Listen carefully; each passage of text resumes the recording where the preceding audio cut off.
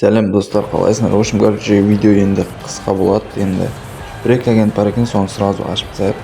Мына бонусты алайық сразу. Енді видео неге қысқа десеңдер, енді актив түсіп кетіпті. Короче, соны енді көтеру қажет болып жатыр.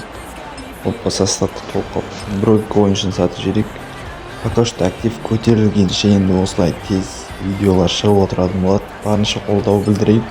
Қақпашын сатып жіберейік та, бір агент ашып жіберейік, енді легендарный.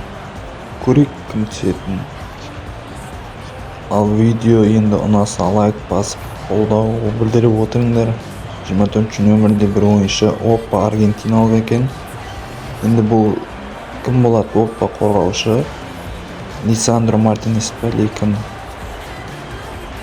Білмей тұрмын енді кім екен.